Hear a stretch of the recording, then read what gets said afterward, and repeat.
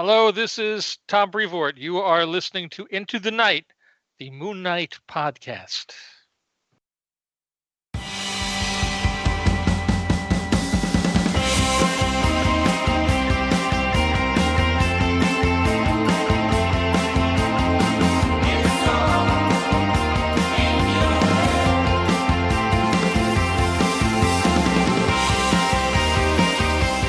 Yes, welcome back, loony listeners. This is Into the Night, the Moon Knight podcast. It is episode 161. You are with your High Priest of Khonshu, Rey, and joining me for this amazing adventure up ahead is the power of Chad. Chad, welcome again. Evening or good morning, whatever. Either or works fine. We have people listening hopefully all over the place, so take your pick. But Chad, so good to have you back with us again. Now the reason Chad is back, and loonies, look, there might be a bit of flack, okay?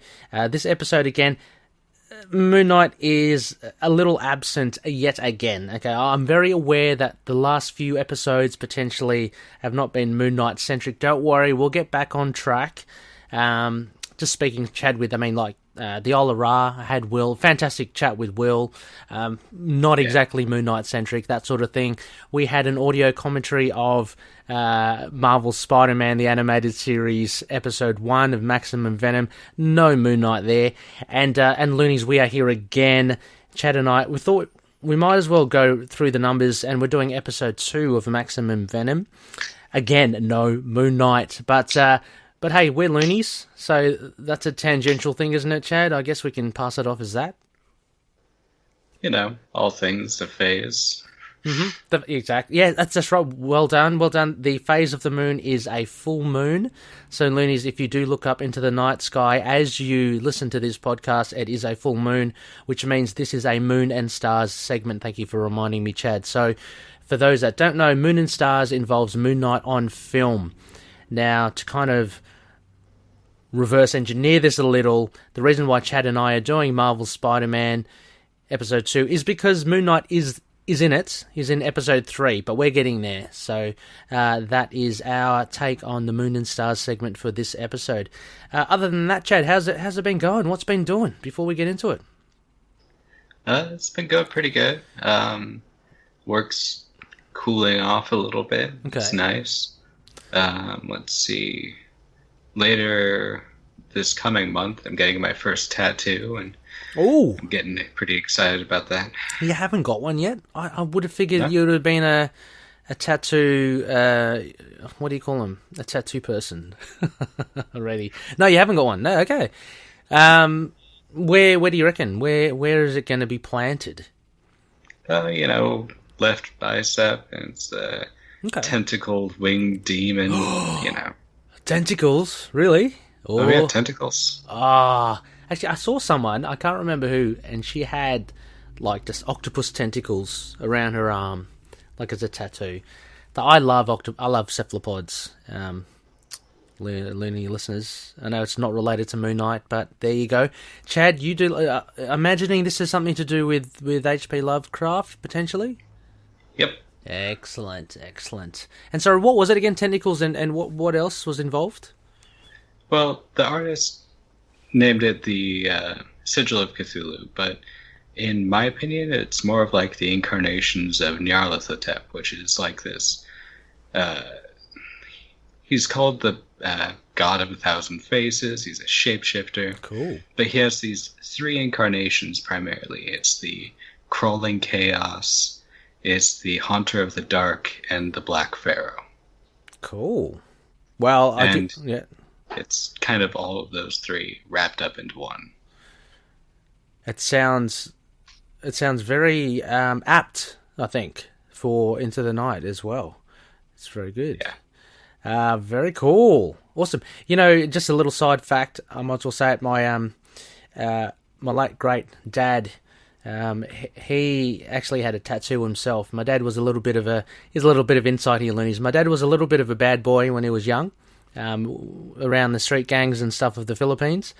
He got a tattoo with a broken biro. His mate tattooed a crucifix on my dad's My dad's left, what do you call it, shoulder, bicep? Well, not bicep, left shoulder bit. Yeah, and I had it done with, I don't know, a bit of a knife and a broken biro. So there you go. Not totally hygienic, but hey, it was. It could be worse. It could definitely be worse, but yeah, but he had a very colourful life. Anyway, yeah. So I don't know, nothing much really from my end. I want to touch on it. I don't want to dwell too much. Chad, we talked about obviously the big news the past week. It was on Friday, I believe. The passing of Chadwick Boseman. A shock to the world, really. I mean, no one really saw it or knew about it except for obviously close friends and family. But very sad indeed that Black Panther, as well as he's known for other great film roles. I mean, he's very. He was, I guess you could say, he was a pioneer, wasn't he? Like, he really did go for the big roles, and to try and forward, I guess the presence of black actors in Hollywood, and it certainly did that with Black Panther. So that would be one of his highest, I guess, legacies. But yeah, very sad news with that, and got me thinking as well, Chad. I mean, again, obviously it's very sad. But Avengers 36 is going to be out. We have Moon Knight up against T'Challa as well. So, Khonshu up against T'Challa. Oh, you're right. Actually, sorry, because I've got the cover in my head. That's all, and it has old Mooney. But you're right. At the end of 35, we have Khonshu faced with an escapee in T'Challa. He's escaped his bonds and ready to mix it with the god there. So there a little bit of Moon Knight. Involvement in this episode, Chad. Had to chuck it in there. Well, to bring it back to Chadwick and his roles, I mean, he's basically a cabbie driving vigilante in Message from the King. I want to watch that. Actually, you posted the poster to that up on our Discord. Right? Yeah, it looks good. Actually, it's got Alfred Molina, who people would know as Doc Ock from Spider-Man 2, and one of the Evans, Luke Evans. Yep. Not necessarily related to Chris Evans, but, he's an Evans nevertheless. So it looks interesting. I'm keen to see it. I'm actually keen to see all these other ones as well. Just, again, we discussed, at online chat as well, looking forward to, I've already started Civil War again, doing a rewatch of that, Black Panther, and I'll go through Infinity War and Endgame, just as Eve saw me last night. She goes, "Oh, what are you watching?" And Chadwick Boseman was on the screen. She goes, "Oh, are you watching that Honor?" I go, "Yeah, I am." So she's like, "Oh, well done." Yeah, I don't know. It just, Anyway, it was very, very touching, affecting, I guess, his passing. But we hope that, hope that he rests in peace. Anyway, loonies, we are here. Apart from that Moon Knight news, I'm not even going to delve into the swamp of clickbaits that are out there, Chad. I'm just going to leave it as is. I think I saw something else, another Daniel Radcliffe thing. I'm not even going to talk about it. So we're going to go straight into, this is our second audio commentary, loonies. So hoping you're prepared. If not, turn off the podcast and get yourself a copy or access to it somehow through Disney Plus. I understand. Chad and I are going to walk you through the episode 2 of Maximum Venom. It's in Marvel's Spider-Man the Animated Series. As part 2, we've covered part 1 already, and hotly anticipating Moon Knight in episode 3. So if you have your copy, so Chad and I, what we'll do, we'll just do your typical countdown, 3, 2, 1, go. Not 3, 2, 1, and then you go. But we'll do that. Chad and I, we have something set up which only took me a million years to try and set up properly. And so we can sync our viewing as we go. So, loonies, if you have your copy, again, on Disney Plus or wherever you get it, get ready, get your finger on the buzzer. And Chad, are you ready? Yep. Okay, here we go. This is episode 2, running commentary of Spider-Man, Maximum Venom. Here we go. 3, 2, 1, go. Okay. We are off and running. Can you see that, Chad? Yep. Good. Bring it full window. Yes. Oh, me too. I should do that.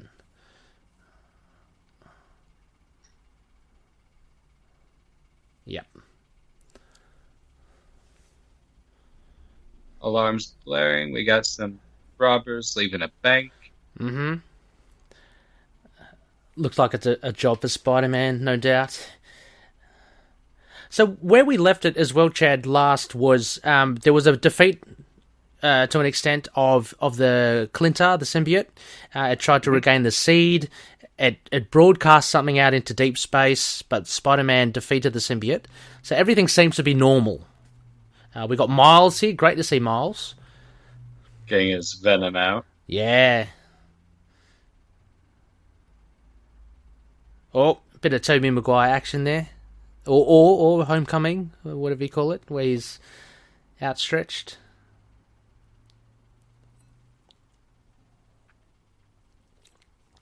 Now, what I immediately know here, Chad, is and sense is that this is the correct episode. So, yes. So we're off to a good start. Loonies will know that we erroneously did episode 1 prior. What? No.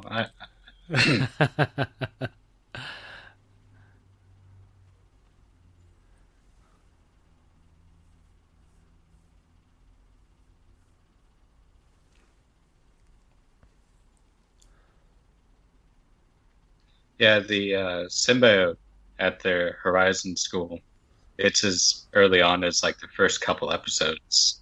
Yeah. So it's just kind of ominous there the entire time. It's this undulating black viscous cube. And that was a synthetic symbiote, right? That was cultured by Max Modell? Max Modell worked on it. Yeah. But I haven't progressed that far into the series that it says it was synthesized. Oh, I thought okay. Yeah, I thought, okay. Yeah, that probably makes sense. Oh. Hey!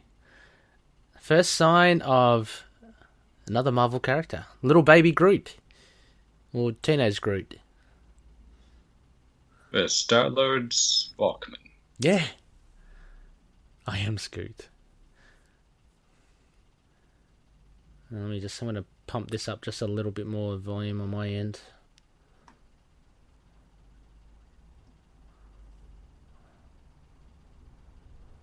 Oh, sorry.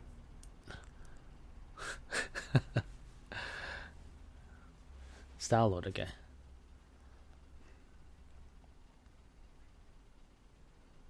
Oh. It's broken the cassette.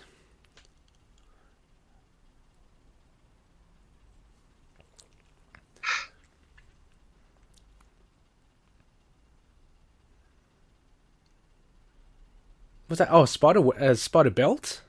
Oh no, that's the wrist blaster.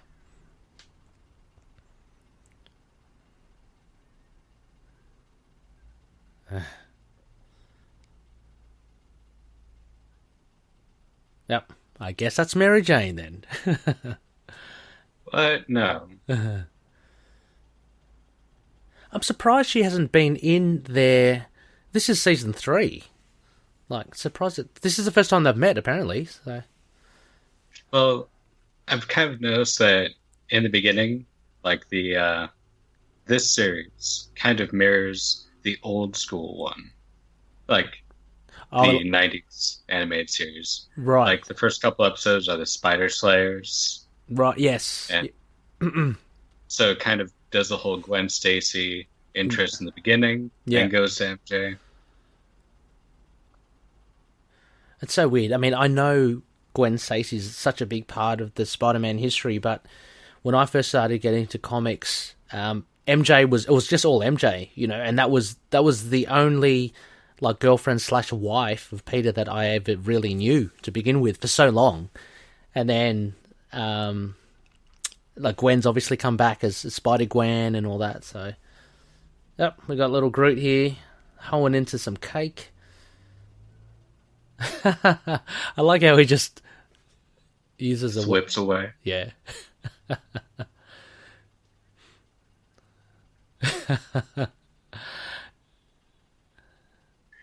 I don't know. It's pretty funny to me.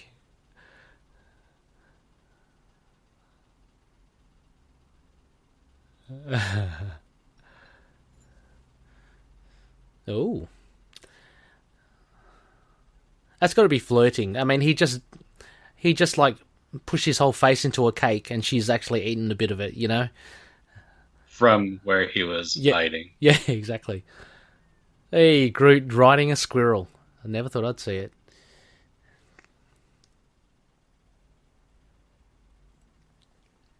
Okay, so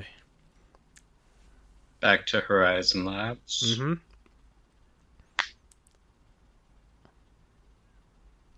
Huh.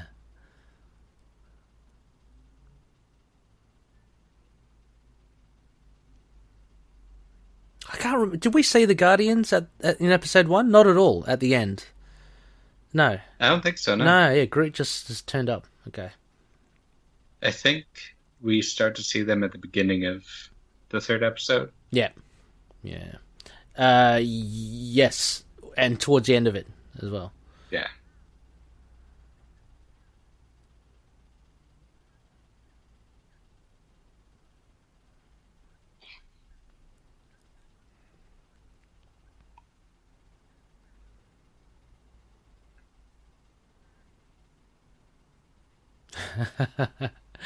Groot is just demolishing the cassette.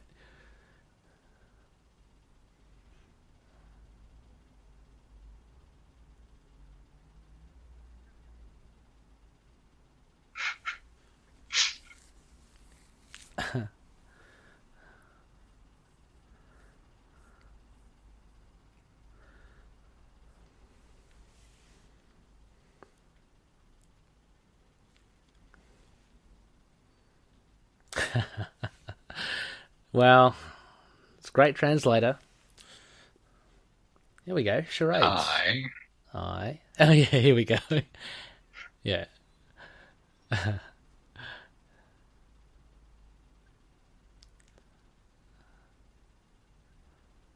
am Groot. Yep.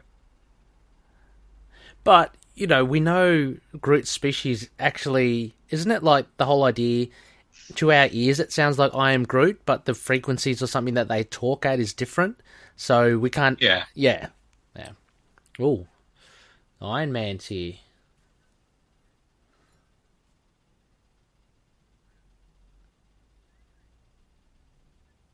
Ah, Riri.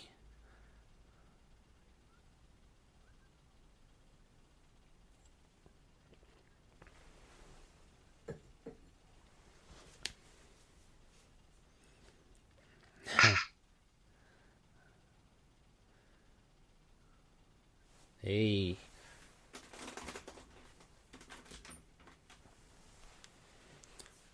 The AI.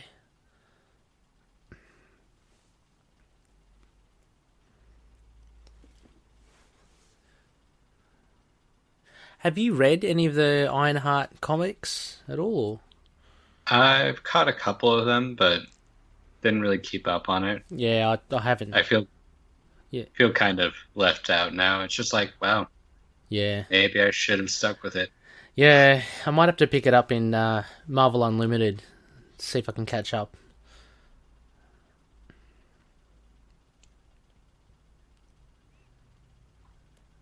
So it's pretty cool. So immediately from episode 1, the difference, which remember Alex was mentioning it, it seemed like it could easily be a non-Spider-Man cartoon because it didn't have really many characters. We immediately get Groot, Ironheart, Miles Morales. It's quite a lot of characters already. And seems to be more coming. I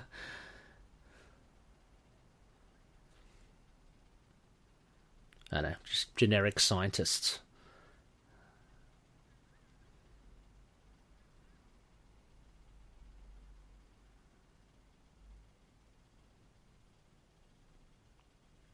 Oh, Riri.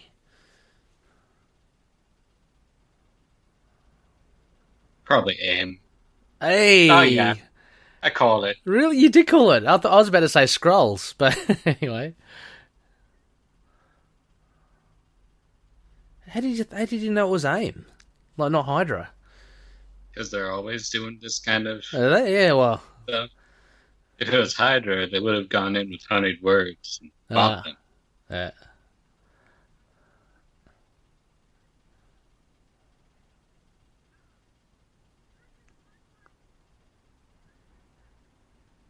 Toho.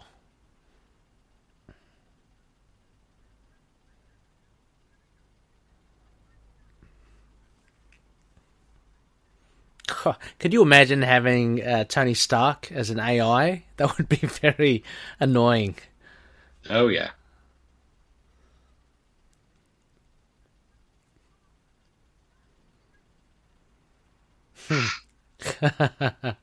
She hit the wrong button there. Wait.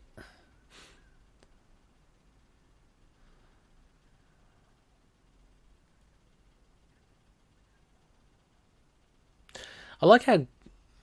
I always think it's like moss on top of Groot's head. Little green stuff. Because they're not leaves. Yeah, it's kind of like... It's got some fungus up there at the top. Oh, here we go. The Iron Man suit. Groot has an idea. Would you say it's growing on him?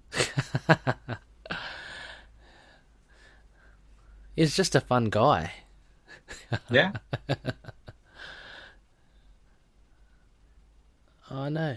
What did he do to the suit? He destroyed it. He got a boot.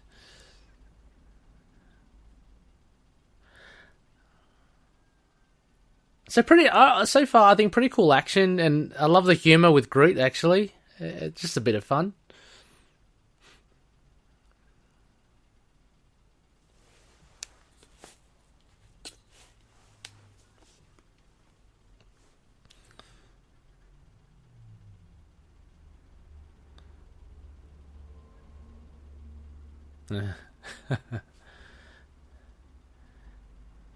It's funny to think out of this trio, Spider-Man is like the most experienced and the oldest. Well, not here, but like... Oh, yeah, right, yeah. History. Yeah. Sorry, you're right, because he's still very young here, yeah.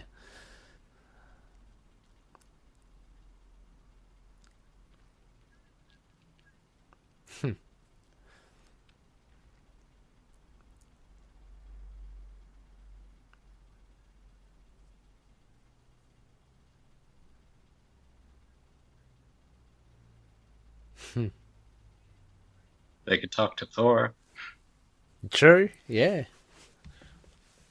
Oh, yeah. Doctor Strange could as well. Huh. Wow, so Spidey doesn't even know him in this universe. Yeah. Which is saying something 3 seasons in. Yeah. And there hasn't been a Strange level threat. Yeah. I mean, like a threat in New York to at least warrant a Strange appearance. I guess just give it time. Yeah, taking their time with it. Here we go. What's happening here? Green Pyramid. Oh. Oh. Mordo. So far, actually, there's been absolutely zero symbiote action. So this is... Yeah, it's not that I'm minding it. It's just... It's pretty much more of a Groot-centric episode. Yeah.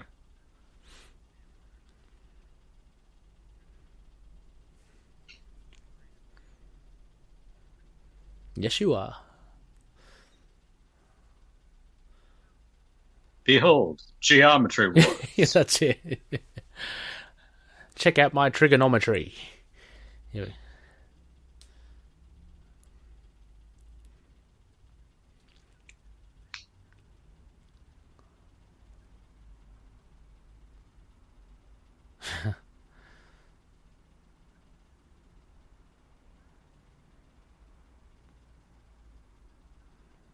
I'm assuming that's because she's a genius or something. She's a bit of a recluse. I'm not sure what her origin this is. Oh, yeah. Like, she was a MIT dropout at age 16 in the comics. So that's an accomplishment. Yeah.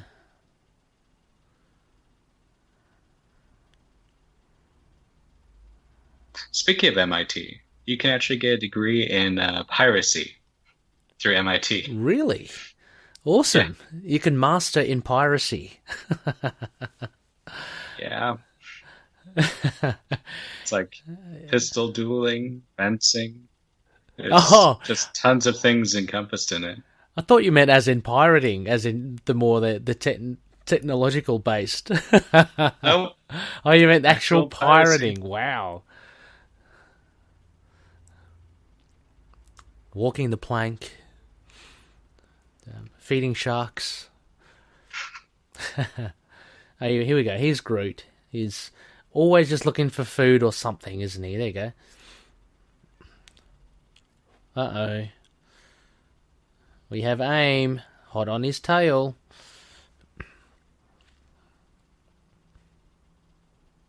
Phony Stark. These youngins. Oh, that looks like a Doctor Strange enchantment, maybe? Yes. Greenwich Village. I love this Sanctum Sanctorum. Like, the way that it's just such a crazy...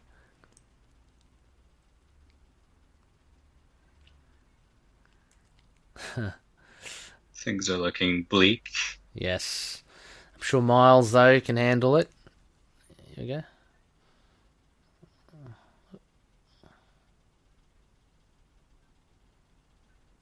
Oh, yeah. Love seeing the Miles' extra power of invisibility.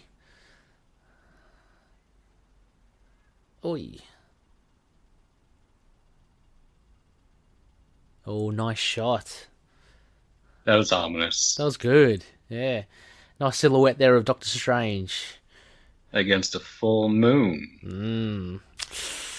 Yes. Things to come? We'd certainly hope so. Oh, so Groot's been taken.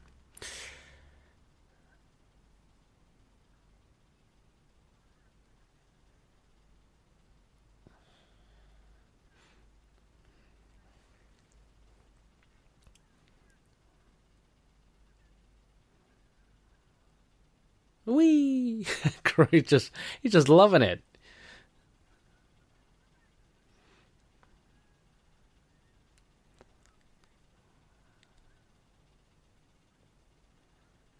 Yeah, that's a valid question. The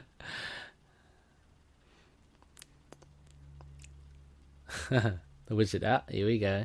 Oh, it looks like the time enchantment they uses in the MCU. Oh no, that's Mordo, isn't it? Yeah. Yeah. Mordo uses the green. Yep. Strange is yellow.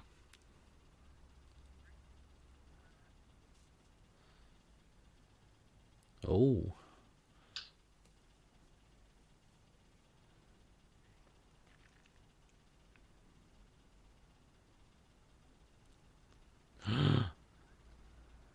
The prized possession, Groot.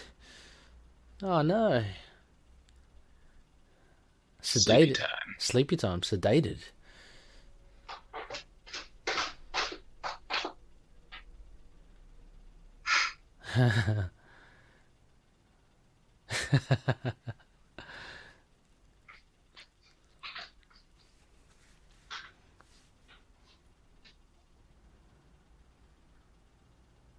Yep. Here he is.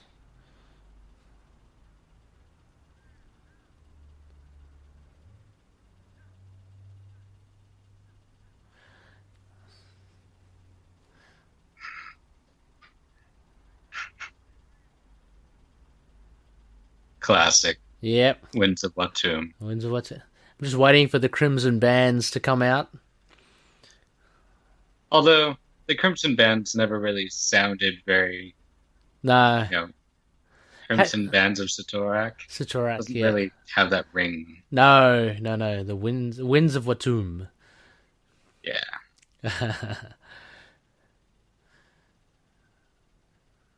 So all out action here is pretty cool. You get to see a bit of magic action, wizard on wizard.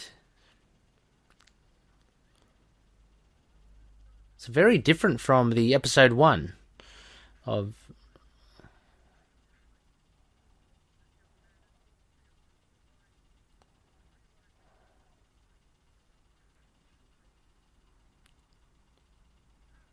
Ooh. Yeah, illusions.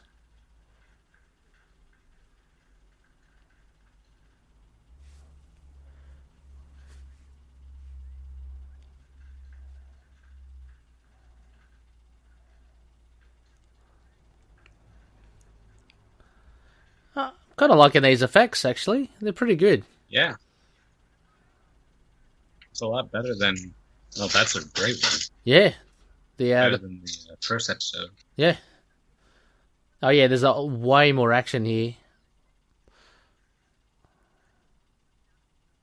Well, in the sense that a lot more magic and lasers and stuff.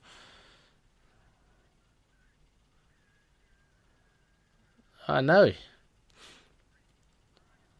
Oh.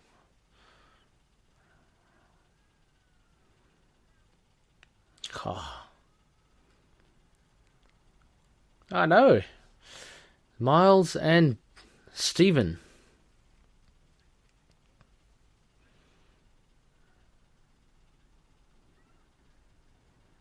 Whoop. Go on skis.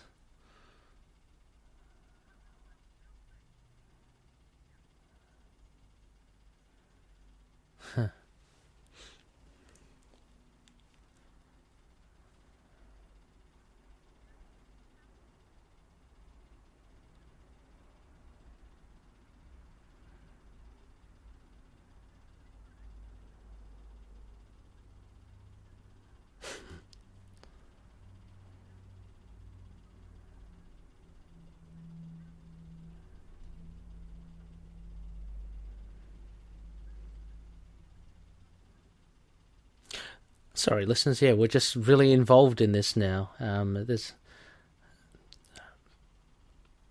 Spider-Man's eating what looks like to be a Monaco bar or something. Like an ice cream sandwich. Yeah.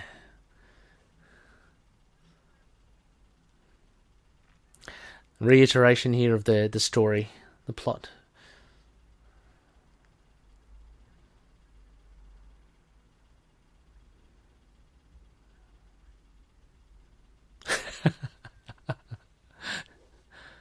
Oh.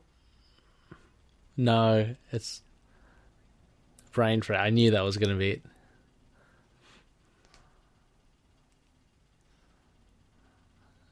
Why does he sound like Deadpool now? Yeah. It's a difficult one to really kind of do, isn't it? Because he's meant to have that immaturity to him, but if you do it too much, he does come across as a bit Deadpool-y. Like random thoughts.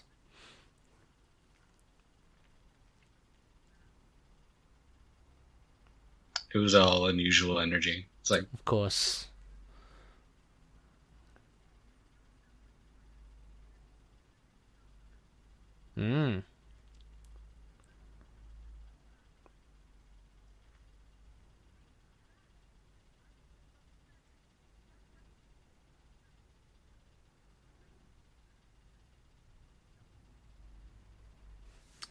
All right, off they go to some sort of island. Maybe the raft? Yeah. No, that's not the raft. No. Some sort of uninhabited, maybe. Oh. Another, like a manga-esque. Ooh. Those kind of look like MODOK. That's what I thought first, yeah. MODOK and a little bit like, is it like the nanny or the orphan maker from the X-Men? You know, with a big smiley face? Oh, who's this? I'm not too Hey, Amadeus Cho.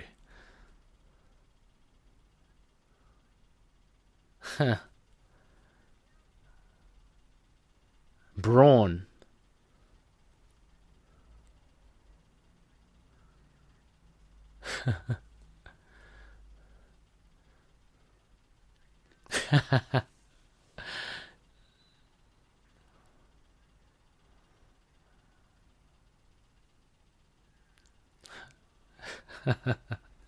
Totally Awesome Hulk. Yep.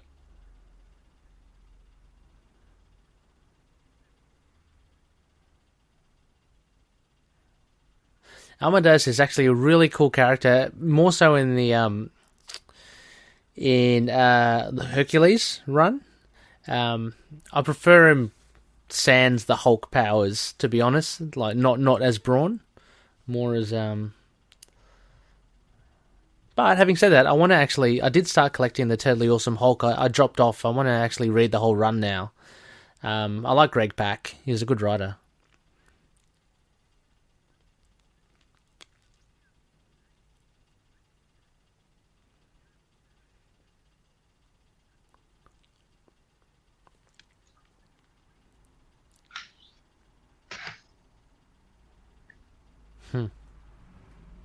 And we know he's one of the agents of Atlas now in the comics. Yep.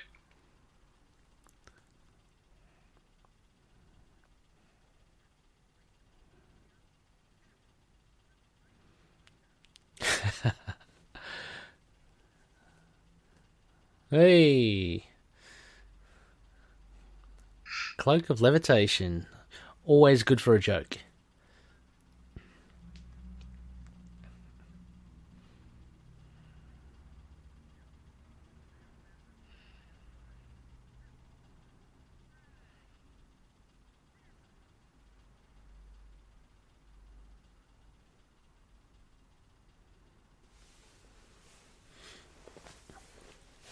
A little bit of an origin for Doctor Strange.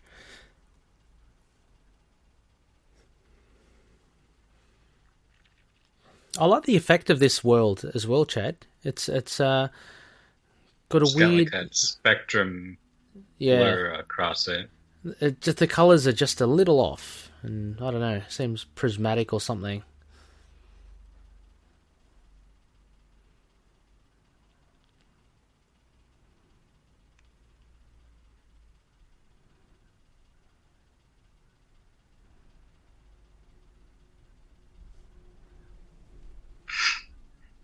Brutal. Yeah, jeez. I've summed you up. You're a loser.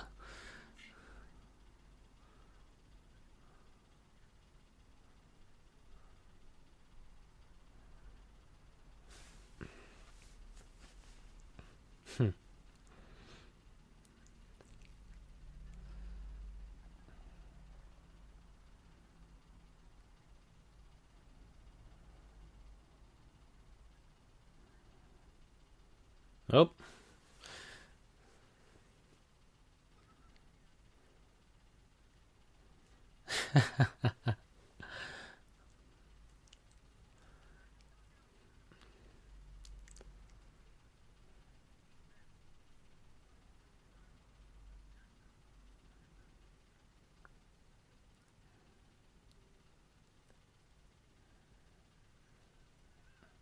Oh.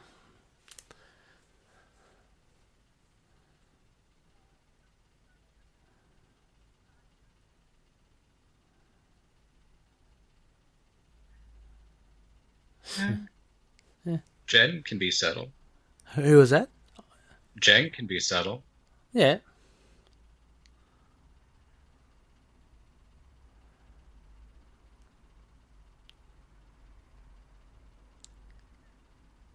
He's really into the leadership, isn't he?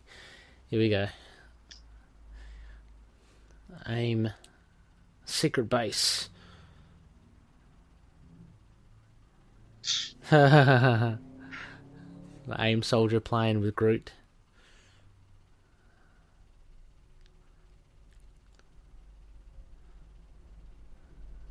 Oh, who's...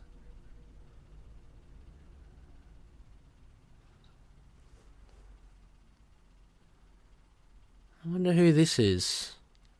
Not sure. Uh-oh. What are they doing to Groot?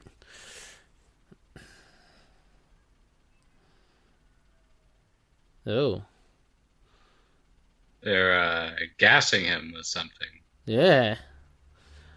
He's powering. Oh. Oh. Essential nature. Okay. Yeah, exactly. Soul? I don't know. Oh, they're bickering. This is why they're, Because they're not unified? Yep. He's the seventh smartest. Isn't Riri up there as well? I'm not sure. Oh, isn't she? Okay. I know Moon Girl. Was it? Devil Diners. Moon Girl is. I don't know about Riri. I thought she was meant to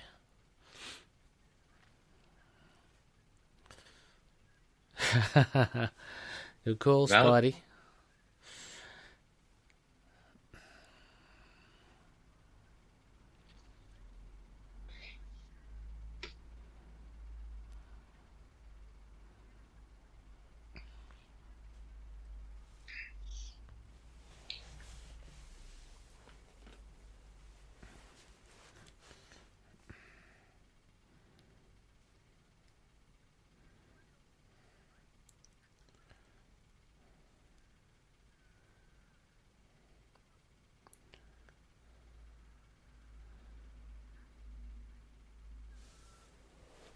Whee!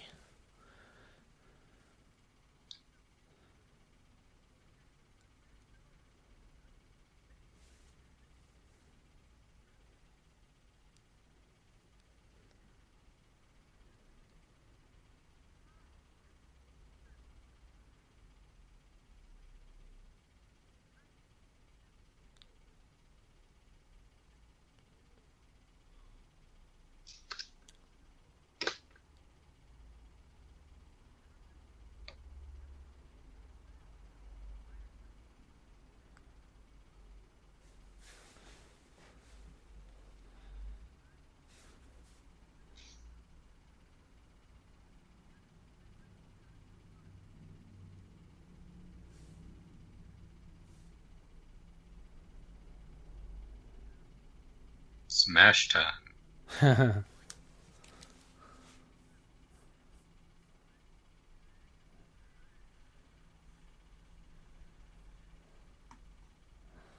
Oh, got some trouble here. Damn.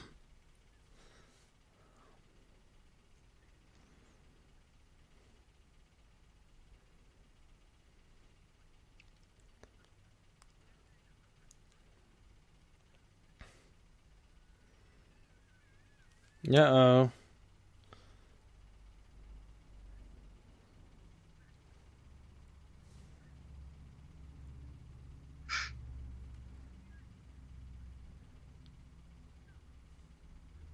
No ice cream for Groot.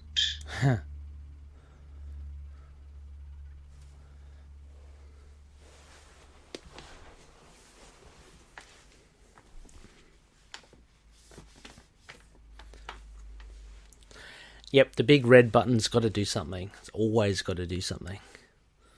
Here we go. Come on, Groot.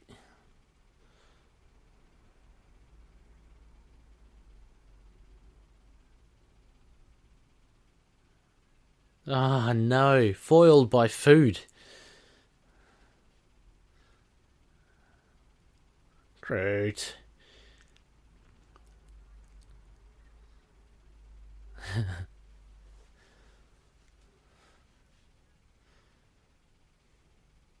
This is so weird, Chad. Like, no spoilers, but we've both seen episode 3. I can't see how this really ties into it at all. It's really a standalone.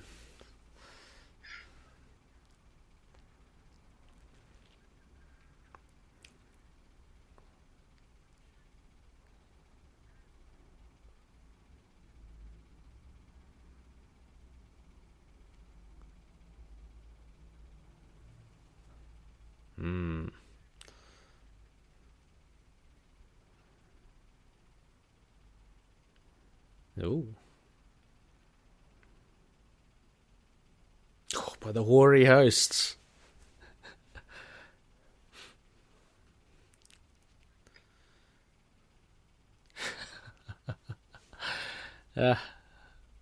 Miles is pretty funny.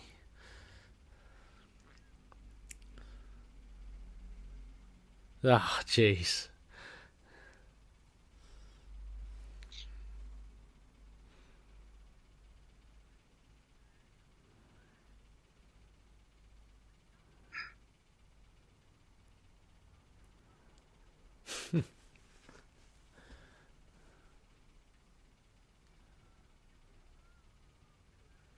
Hey, Braun.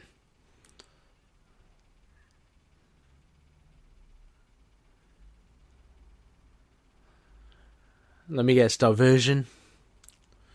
Yeah. Yeah. There you go.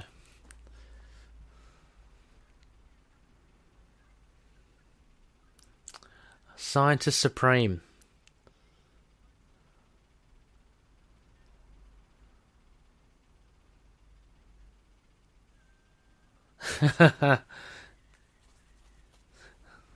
Well.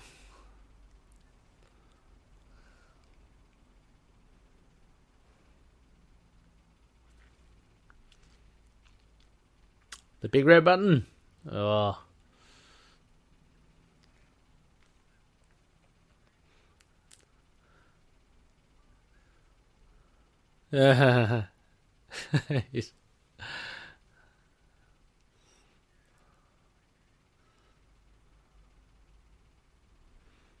Wait.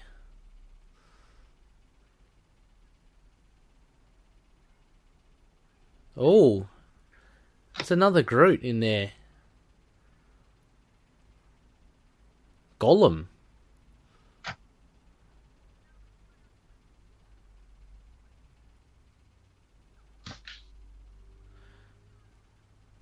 So they...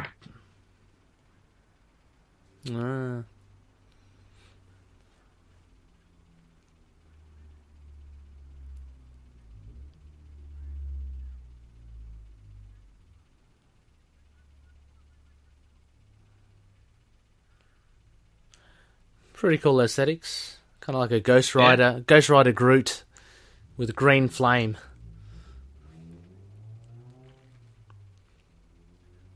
Oops. Ha ha ha.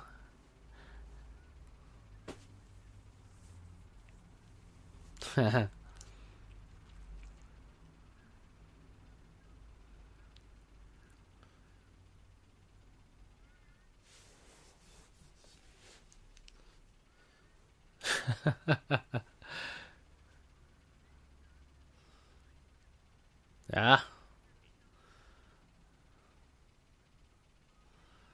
They got Groot's appetite. Oh. She decimated them. They'll probably come back. Yeah. Yep, there you go, Chad. There you go.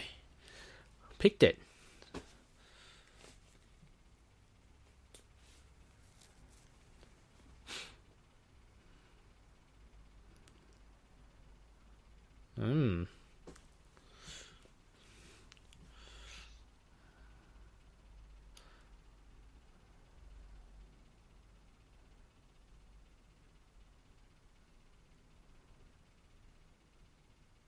Okay.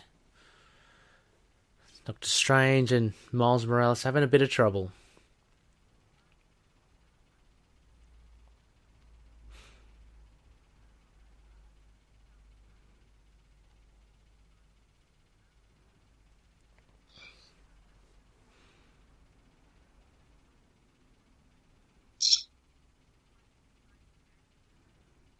Kind of like in the Doctor Strange movie. Yeah. You know, when he gets shocked with the defibrillator. Oh, yeah. Yeah. Very cool scene, that, by the way.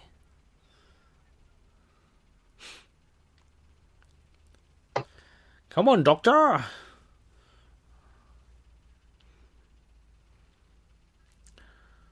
Just don't cross the streams. Nice one.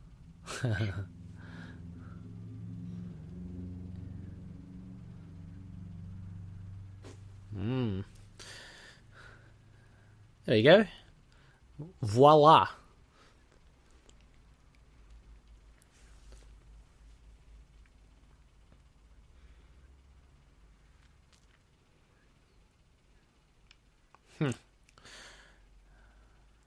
Oi.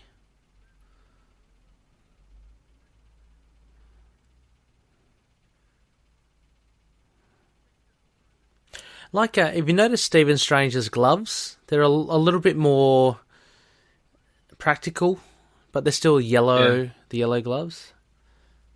They look like work gloves. Yeah, they do.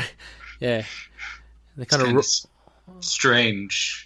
Yeah, it is. Yeah, rolled up at the ends.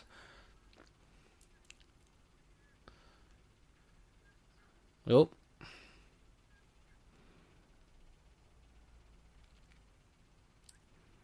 Of course, the ice cream sandwich. I guess they just want to chill. Yeah, that's it. Go on, Gonskis. Just Mordo now to deal with. Whoop.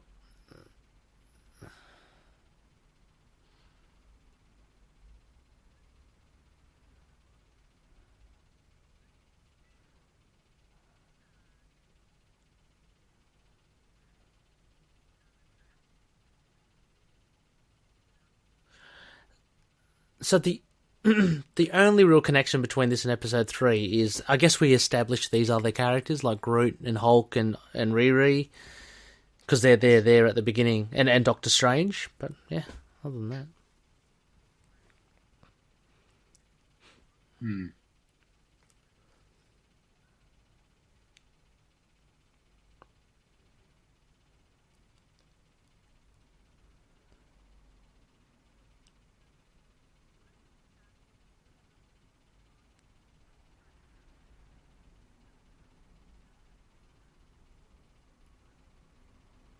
Okay, here we go. This will tie it in to the symbiotes, surely.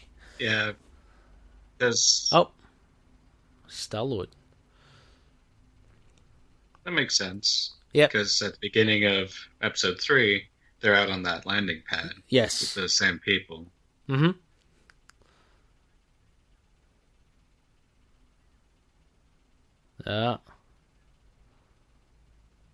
Here we go.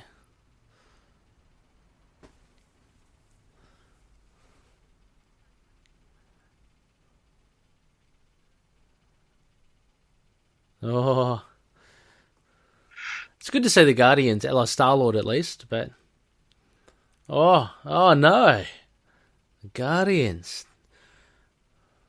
They were. This is a cool setup because next episode just rocks. Here we go. That's it. Well, there you go. Let me just close that. So, Looney listeners should be reaching your credits by now. And we're left there with episode 2 with Star-Lord assimilated and Groot, I guess the only surviving member of the Guardians. It all ramps up, and then we do see our boy Moon Knight come in episode 3, which is fantastic. But my gosh, there's a cast of thousands there, Chad. Episode 2, it really did set up for that. But essentially, what do you reckon? It was essentially a standalone tale. Like Mordo really made it kind of a Doctor Strange / AIM centric episode rather than a symbiote one. Yeah, I think it was more just a way to tie things together because, like, all of a sudden Groot's on Earth and they just want to go ahead and hijack him. Which is kind of, I mean, I'm not going to say kind of smart, but it is great. It just takes the time. It takes one whole episode to set up these other characters, have nothing to do with symbiotes, and I guess we get, because we do, listeners, if you haven't seen episode 3, we get our eyeballs full of symbiotes. So that's a lot of fun. Plus a few more other, no spoilers, a few other characters in the Marvel universe as well, apart from obviously Moon Knight. So it really does set it up well, I think. I don't know. I guess I understand why this episode was meant to be done like it is, Chad, but I guess I was a little bit disappointed there not being much of the symbiote action as well. I mean, I don't know. I don't know what your thoughts are on that. It's just less of a segue and more of a speed bump. Yeah. Fair enough. Yeah, that's true. That's what I'd call it as well. But there you go. Did we mark episode 1 at all? I can't remember. Do we? I don't think we did. No. Okay. Well, I mean, there we go. Just happy to have watched this one. First time that I've seen it, Chad. First time you've seen it as well. So it actually ties the 2 episodes that we have seen together. So that makes for episode 3, which we can't wait. We'll have to wait for another full moon though, loonies, for that. So that won't be for a while, but you have plenty of time to see it to get yourself prepared. Well, there you go. That was the audio commentary. Hope you enjoyed it. Let us know your thoughts on episode 2 as well. I might post something up on our social media platforms. Let us know if you have been watching the series, what you think of it. What do you think of Maximum Venom? And in particular, this episode 2, if you found it fun at all. So Chad, why don't we just go for a quick break? What I want to do before we wrap up the show is that we do actually have some more feedback, which I didn't get around to discussing on the previous episode for Avengers 35. So a few bits came in, and I'd just like to read them out and maybe share your thoughts on what your take was. I mean, I know that you sent your feedback as well, but we have a few others to go. So let's take a quick break, and when we come back, loonies, we'll just wrap up the show. But we'll wrap it out with some loony feedback. Catch you then.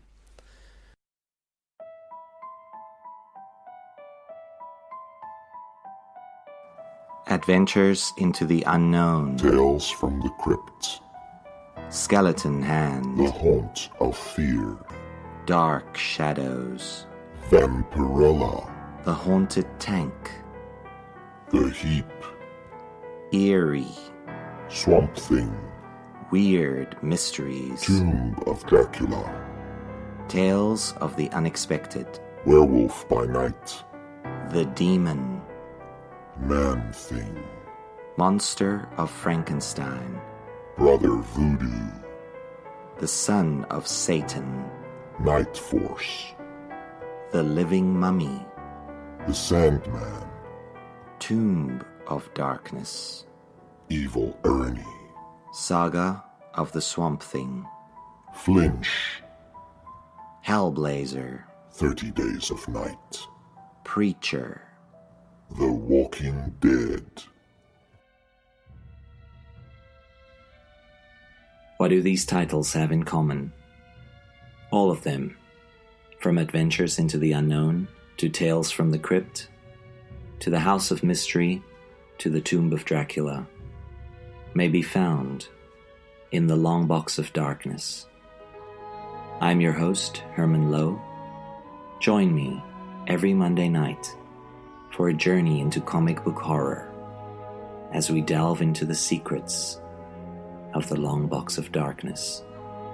So listen if you dare, puny mortals, to the Long Box of Darkness, available on Stitcher, iTunes, and Podbean. And check out the blog at www.longboxofdarkness.com. Good night, and pleasant screams.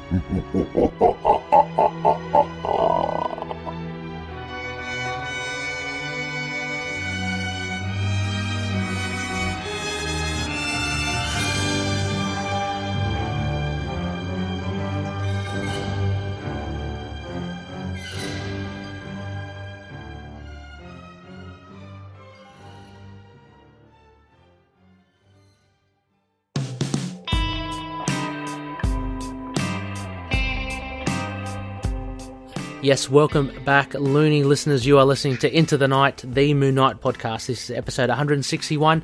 You just heard our audio commentary on Marvel's Spider-Man, the animated series.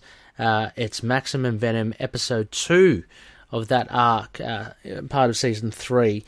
So, yeah, a very interesting episode. As we mentioned before, it kind of sets it up for part 3, episode 3, which has Moon Knight. So we'll be covering that next in our Moon and Stars segment, our next audio commentary.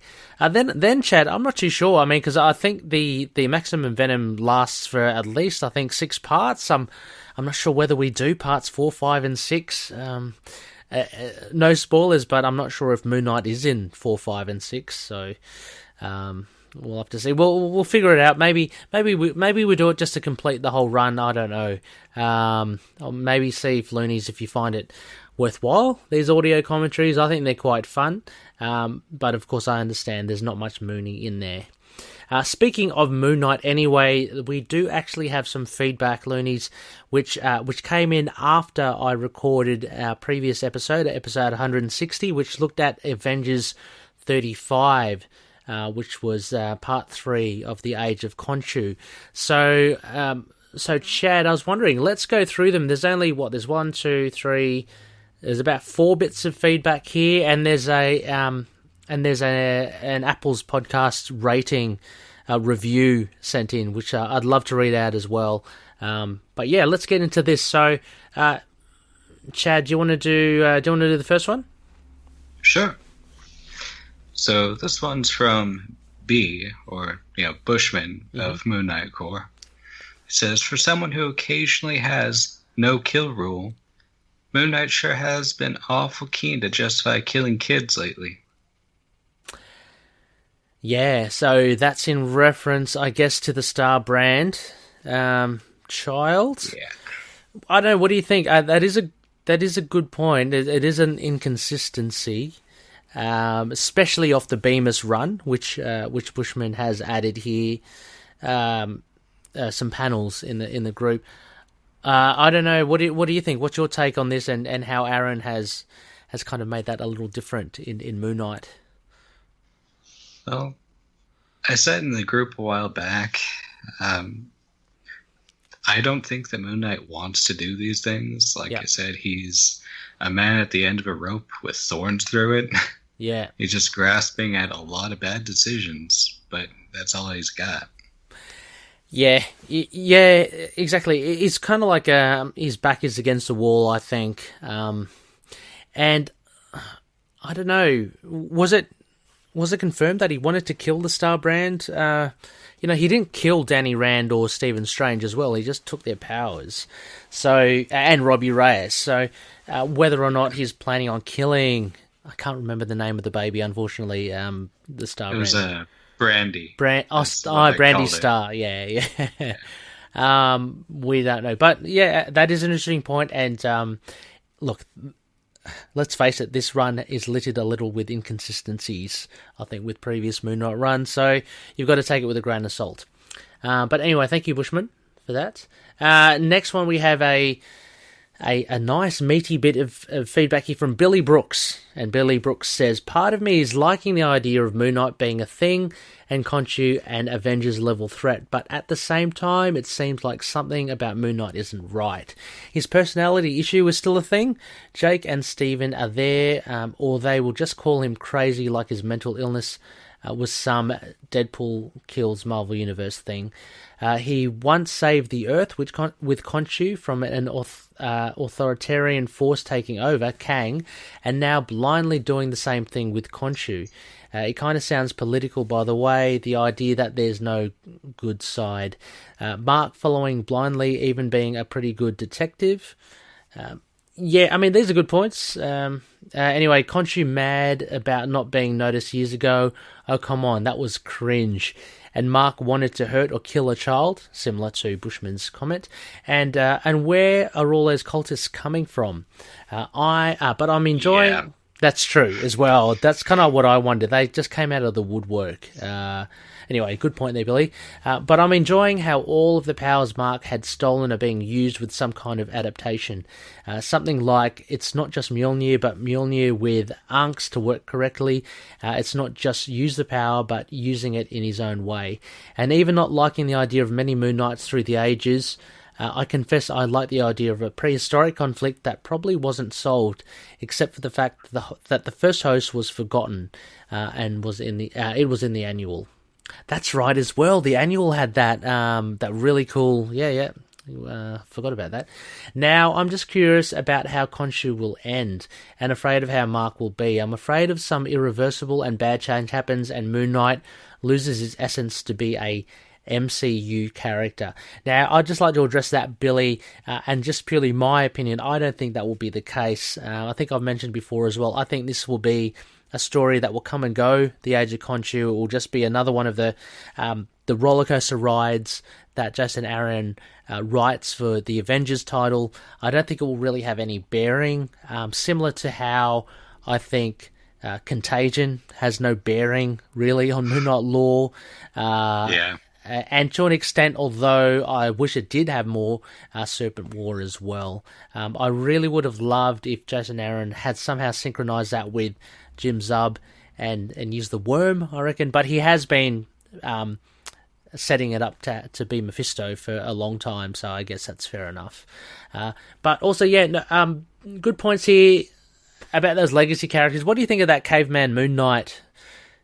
Chad, did you enjoy that? I didn't really take to it, but yeah. I wasn't really into it, but that's because I'm really digging like the first Moon Knight being that like young woman who dispatched like, what was it, 10, 12 Kangs with bone claws. And there was no blood on her other than up to her elbow. It's like, yes, that is intense Moon Knight. That is, isn't it? It makes ripping a face off look like, a love tap, really. But that's true. I totally forgot about that in the Kang annual. So there's plenty of stuff there. I mean, Billy, I understand a lot of what you're saying as well.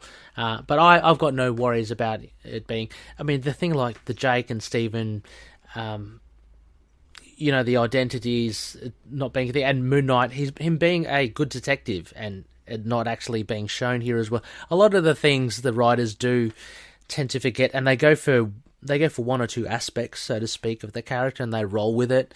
Unfortunately, I think a lot more of a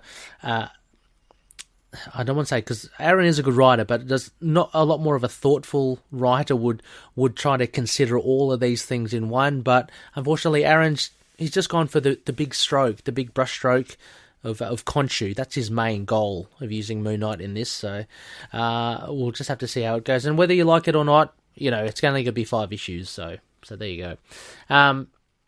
Chad, the next one there from our friend Geronimo. Okay. So, Josh says, despite missing the previous issue, I thought this one was a decent read. I do find it cool seeing Khonshu as a cosmic level being and having Moon Knight with a combination of all the Avengers' powers. It's pretty sick. You could say he's the composite Avenger. Nice callback. Though the Ghost Rider skull, he can look like Taskmaster in certain panels. Yeah, true. It'll be interesting to see how the story plays out. On one hand, it's another generic, the world is at stake, and we need to have every superhero to team up to save it story. And to me, it just doesn't fit Moon Knight. On the other hand, because it doesn't fit Moon Knight, who knows how this disrupt his status quo when he pops up again in his own series. If it even will. Other stuff in the issue itself I liked was the train rescue scene. Yeah, that was cool. Yeah. Had some solid action.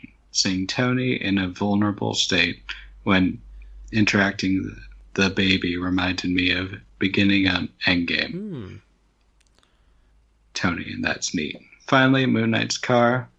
has a Sarlacc pit in the trunk, and that's badass. Yeah, absolutely. Well, we shouldn't really call it Moon Knight's car. He's borrowed it, his Hellcharger from Robbie Reyes. But yeah, certainly has some demon-like qualities in the trunk. I love that trunk. It reminds me actually of also Ash versus the Evil Dead with his car. Yeah. Really cool stuff. But no, thanks, Geronimo. That it's always really cool to hear as well. I mean, similar to Billy Brooks's comments, I don't think this series will have much of an impact on Moon Knight in his own series. The way I've envisaged it in my head canon is that the series will go back to street level and someone will take it on similar to Lemire or Bemis and it will continue in that kind of vein. I think this is very much, as you say, Josh, outside the norm, and it will just remain as an Avengers tale, just with Moon Knight. And it's we've got to see it as Avengers first and Moon Knight secondary, although it is the Age of Khonshu. I think it's servicing more the Avengers rather than our boy. So yeah. Anyway, what else did he say? Yeah, the train scene, rescue scene was really cool. I really enjoyed that as well. Blade in particular, I loved the way he was depicted and his voicings for that. Yeah, and it's good to see Jen Walters as well. She's getting her own series, the Immortal She-Hulk, as well. So that's pretty cool. They're really ramping up the interest for her, I guess, for the upcoming TV show. But yeah, very cool indeed. Okay, so and we got a final one from Ryan Grisham as well. So Ryan says, let me open that up. Yeah, he says, for all of Moon Knight history, we have been left to wonder if Khonshu is real or just in the mind of Moon Knight. Although recent runs have tried to confirm that he's real, I feel like this cements the idea that Khonshu is very, very real. I kind of miss having that mystery. However, I'm enjoying the arc and look forward to seeing what happens. Yeah, thank you, Ryan. And a lot of learnings do point this out as well, and they do have their preferences about Khonshu being ambiguous, which has its merits as well.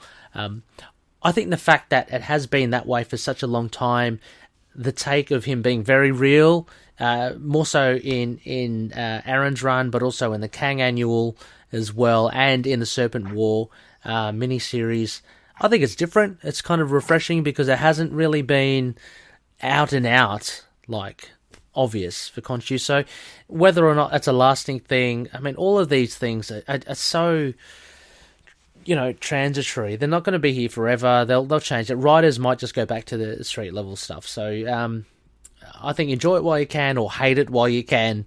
I don't think it's going to, really be there. I think the essence of Moon Knight, Chad, and correct me if I'm wrong, is kind of like taking from the Mensch and the Sienkiewicz run. It's basically a street level guy, and he's got identity issues. That's pretty much the crux of it. And he's got Khonshu, the Egyptian aspects to it as well. So yeah,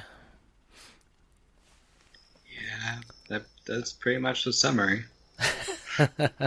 I mean, that's the consistent bit where it's just, even when he's not exhibiting supernatural powers, he still has to deal with Khonshu either riding his back or being in his history, and people will judge him by it. So it's still another curse. Yeah, exactly. And I kind of like this. Part of me does like this Khonshu being this kick-ass cosmic deity, as well, because we've had all these other gods like Thor, like Hercules, like there's the Celtic gods. I was just reading. He's a god of lightning. I can't remember, but he's a Celtic god. He featured in Thor as well. Japanese gods, Aztecs. He's got a weird name, like Aenid or something, or anyway. He's got his red hair. He's got a twirly moustache. He's got like a blue kind of tunic, and he's like Lord of Lightning, I think it is. He's one of the big gods there. Anyway, I think the Egyptian gods need a bit more presence, and I think Khonshu, if he's one of them, so be it. Seth was the god of death, featured in a lot of the Thor issues as well. So yeah, why not have Khonshu? But Ryan, I do prefer, similar to yourself, I do kind of prefer that ambiguity of Khonshu and Mark Spector, because he's so unique. You know, we know now that the Moon Knight kind of avatar of vengeance is a legacy, but Mark Spector is so unique because he has these, like, he has dissociative identity disorder. But yeah, anyway, that's my take. Finally as well, what I want to read out, and of course this may sound like a bit of blowing the old horn, but always fantastic to get ratings. Thank you so much, listeners. And it does help us. It does help prop up the show as well. So I had this on and it just disappeared on me. So let me just get it back here. Yep. So got a review here from Java Hoedown via Apple Podcasts in the US. So thank you, Java Hoedown. He gave us 5 stars. Thank you very much. A+. He said, "This is a great podcast, not just for fans of Moon Knight, but fans of comics in general, done by a true showman and adamant professional. Cheers to Ray." Thank you very much. That's very cool. We'll try to keep the show up vibe and going ahead, and we may deviate similar to this episode where we do an animated Spider-Man series, but it's all in anticipation for Moon Knight as well. And incidentally as well, Chad, we did mention a little bit off air, so glad to see a lot of loonies getting their Walgreens Marvel Legends Moon Knight. I do understand they are very hard to get. I've pre-ordered one. I managed to get one via the UK. So, it's great. And what I love even more is that other loonies are helping others get them. So that's a great thing for the community. Keep it up, loonies. You guys are... everyone there is absolute gold, and thanks for supporting each other. This is what we're hoping that this community does. Anyway, Chad, I think that about wraps us for this episode. A big thank you again for coming on. No problem. Having a swig of Kraken whilst I slosh down some vino and we watch a cartoon. It's it's pretty fun. But we're sure, Chad, that you'll be back on very soon as well, whether it just be another audio commentary or whether it be a comic book review. So a big thanks, and any time you're welcome. So next phase, loonies, we do have a bit of a special one. We do have a Over the Moon arc review. So I'll be joined by, hopefully, fingers crossed, Phil, Drop King Phil from the Capes and Lunatics stable. And we'll be looking at Blood Brothers from Mark Spector Moon Knight. One of the first arcs by Terry Kavanagh. And a very special treat indeed. We'll have some excerpts of the interview or the chat that Phil and I had with Terry Kavanagh and Howard Mackey. So we talked to Howard about issue 25, his Moon Knight and Ghost Rider, his only issue of Moon Knight. And we also talked about Terry about his run from about, I think it was 30 odd or 35 onwards till the end of the Mark Spector Moon Knight run. So that lasted a good 25 issues or so. So it was a lot of fun talking to Terry Kavanagh. We'll have that next week along with our own discussion of Blood Brothers, which has, for those of you, I'm sure you all know, Randall Spector and Punisher in the mix. Anyway, as always, you can contact us on email at itkmoonnight@gmail.com. We're also on Facebook, Twitter, YouTube, Get Vocal, Podchaser, all that sort of pizzazz. I forgot to mention at the top of the show as well, a big thank you to the Patroonies for throwing some coin our way to make this a possibility, as well as our other offshoot show, To Know Her Is to Fear Her, the Spider-Woman podcast. A big thank you to everyone there. Also, a big thank you to our 2 sponsors, Hello Headphones, empowering gamers to play at their best, and also Dreamland Comics, the superhero superstore. So check out our links in our show notes as well. There are some discounts which you can get if you just mention our show.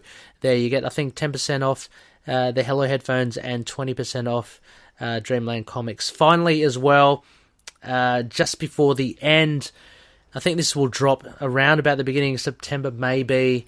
There is a discount from Knight__shop at Instagram. That's run by Sandy, an Omega level loony. He's selling some secondhand comics there.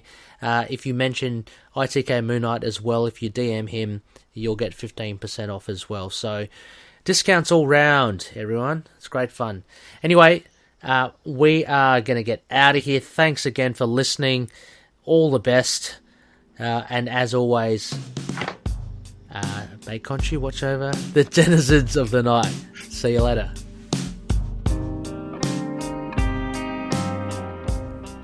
Moon Knight and affiliated characters, stories and events are properties of Marvel Characters Incorporated. Materials used and discussed within the podcast are intended for critique and review purposes only under the fair dealing concept of the current Copyright Act. The views, information or opinions expressed during the podcast are solely those of the individuals involved and do not necessarily represent those of the copyright owners.